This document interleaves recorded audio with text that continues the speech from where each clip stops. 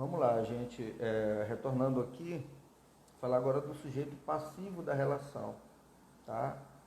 Como nós vimos antes, nos vídeos anteriores, o sujeito ativo é o credor, né? E o sujeito passivo é o devedor, aquele que tem a obrigação de cumprir, né, com a prestação convencionada, com aquilo que foi acordado, tá? O credor, por sua vez, é aquele que tem a obrigação de cobrar, né, que lhe pague, que lhe dê aquilo que foi definido, né, num acordo, num contrato, tá? Então, quem pode ser esse sujeito passivo da relação obrigacional, né? Então, o devedor é esse sujeito, é aquele que deve.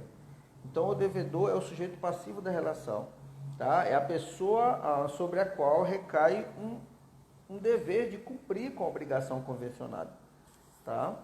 É dele que o credor tem o poder de quê? O poder de exigir o adimplemento, o pagamento da prestação, até que satisfaça o quê? O seu interesse, o interesse do credor, né? Porque eles estão comprometidos através de uma vinculação obrigacional, né? Um contrato, um acordo. Então, o credor pode exigir dele que ele cumpra com aquela obrigação até que satisfaça o seu interesse, tá? Então, assim, o devedor também, assim como acontece com o polo ativo, ele também pode ser determinado ou determinável, tá? Ou pode ser o João, que deve para José, e aí no caso aqui eu já sei que o devedor é João, tá? Mas pode ser outra pessoa, né, que ainda será determinável, a depender da situação. E aqui eu trago um exemplo de obrigação que chama-se obrigação próprio terreno. O que é uma obrigação próprio terreno? Né? É aquela que acompanha a coisa, ela segue a coisa, o bem. Ela é vinculada à coisa, ao bem. Por exemplo, aqui para a gente, um exemplo bem mais próximo de nós, o IPTU, por exemplo, o Imposto Predial Urbano. Né? Ele é vinculado à coisa, ao bem, ao imóvel. Tá? Então, imaginemos que o dono de uma casa, ele vai morar para o sul do país, e aí ele aluga essa casa para uma outra pessoa. Tá? No acordo, no contrato, né, de locação, ele já vai dizer que obrigar aquela pessoa a pagar o IPTU daquele imóvel no período em que ela estivesse na sua posse, na posse daquele bem. Por quê? Porque se trata de obrigação próprio terreno, que segue o quê? O bem.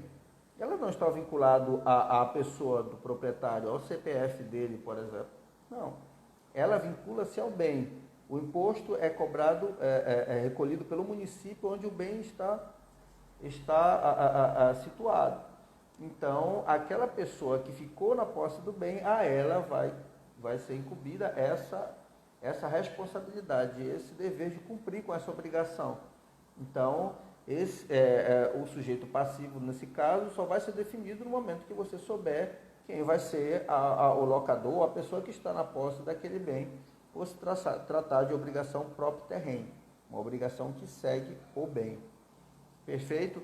Então, nós vimos que o sujeito passivo se trata do devedor na relação àquela pessoa em que o credor pode cobrar, né, o cumprimento de uma determinada obrigação, ok? E o adimplemento dessa prestação, o credor ele pode cobrar que se cumpra até satisfazer o seu interesse, certo? Porque existe uma vinculação, existe um contrato, existe um termo, existe um acordo, algo que vincule, né, o credor, né, nessa condição de cobrar daquela outra pessoa, do polo passivo, que é o devedor. E vimos que essa obrigação, ela pode ser, o sujeito passivo pode ser determinado ou determinável. Tá? Determinado quando se sabe já de quem cobrar, e determinável, por exemplo, a gente citou aqui o exemplo na situação de próprio terreno, né, da obrigação próprio terreno, ou seja, aquela obrigação que segue o imóvel. Então, a depender no cobrança de IPTU de quem estiver no imóvel, vai ser dessa pessoa que será cobrado. Né? Outra situação, também o exemplo de nova ação, quando se tem uma ação nova, por exemplo, eu fiz uma negociação e tal, em determinado momento entra um terceiro nessa negociação. Eu vou sair, eu vou passar para que essa pessoa continue pagando. No imóvel, por exemplo, eu vou transferir para o nome daquela pessoa. Naquele momento, que se definir essa nova titularidade, essa nova pessoa que vai ser obrigada a cumprir, aí sim vai se saber quem é, ou seja, vai ser determinado a partir dali, né? No caso de transferência de titularidade e tal. Então, a obrigação ela vai ser definida a partir dali. Perfeito?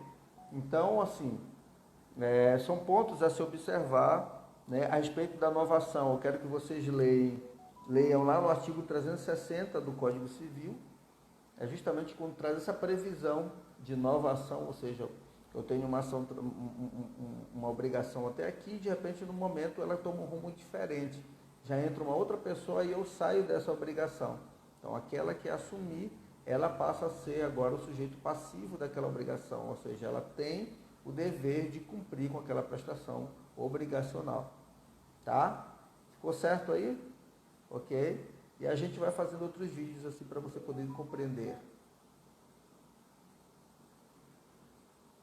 Estamos juntos.